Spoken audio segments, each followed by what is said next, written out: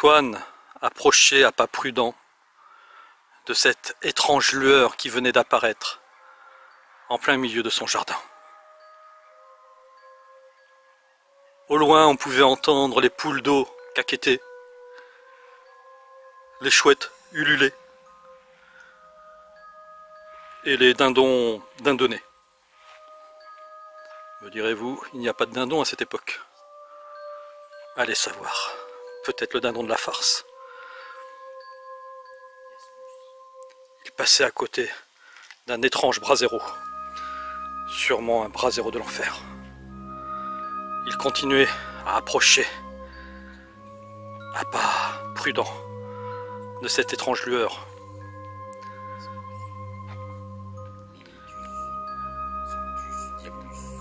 Mais qu'est-ce? Un fantôme? Bonjour Antoine, je suis en connexion. Ah! Petit fantôme. C'est toi, Jérôme?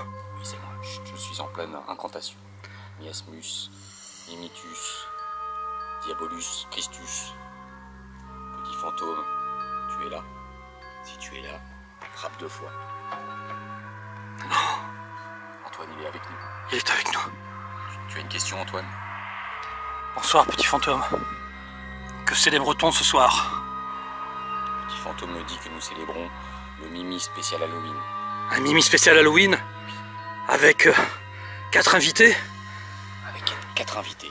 Pour le numéro 8 de Mimi deuxième saison? Tu as tout à fait raison, Antoine. Nous allons avoir l'honneur de dialoguer avec Elisabeth de Caligny. Ouais. Pascal Cazotte. Ouais. Romain Priou. Ouais. Et Amel Blanc. Blanc comme ce fantôme venu du néant.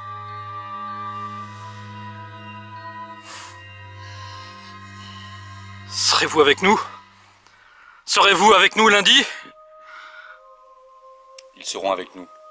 J'entends tous les amimi qui répondent en chœur. Oui, nous serons là.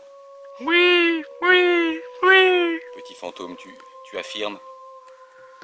Il affirme. Je l'ai vu bouger. Eh bien, écoute, il nous accueille à bras ouverts. C'est le Mimi spécial Halloween.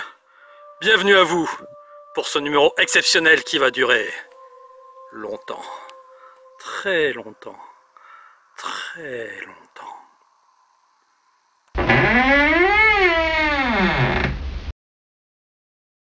Oh non, ne me dites pas encore que c'est les araignées de Casper. J'en ai pas.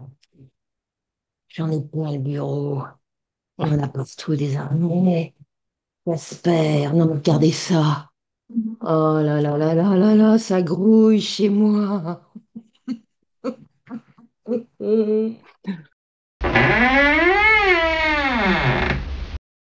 Et un jour du mois de juillet 1896, lorsque l'une des bonnes, je crois que c'était la plus jeune, est descendue à la cave, elle a entendu une voix, mais alors terrifiante, une voix tonitruante, qui l'a insultée, qui tenait des propos orduriers. Puis il y avait personne dans la cave, mais les bruits émanant de cette voix étaient tellement forts que ça a ameuté les voisins. Ils sont donc descendus dans la cave. Il y a à peu près une douzaine de personnes qui sont arrivées pour voir ce qui se passait. Et puis, ils ont entendu cette voix, eux aussi, ils ont été témoins. Par contre, ils n'ont vu personne. Et mon ami on commence à en discuter. On est en pleine nuit, hein. On a les lampes torches, on fait le tour de l'objet, on discute, on papote comme ça. Et mon amie là, Aurore, elle commence. Elle m'a raconté après hein, ce qui s'est vraiment passé, mais elle dit tout de suite, au bout de quelques minutes, non, non, mais là, moi, on peut plus, faut qu'on s'en aille, faut qu'on s'en aille tout de suite. Et avec, elle a commencé à blêmir et à avoir une espèce de tremblement dans la voix. Je l'avais jamais vu comme ça, hein. Quelqu'un qui est sacrément ancré, qui sait, enfin, l'invisible, elle sait ce que c'est. Et là, je pense qu'elle lui a affaire à quelque chose qui était complètement, enfin, voilà, hors du commun et inquiétant. Jack, avant de s'appeler Jack O'Lantern, il faut savoir qu'il s'appelait Old Jack, que c'était un forgeron extrêmement méchant, mesquin, ivrogne, qui s'en prenait absolument à tout le monde, au point qu'au soir de sa mort, un 31 octobre, Ni l'enfer ni le paradis ne voulèrent de lui. Il fut condamné à errer à chaque 31 octobre avec pour seule compagnie une lanterne, et cette lanterne était un navet creusé.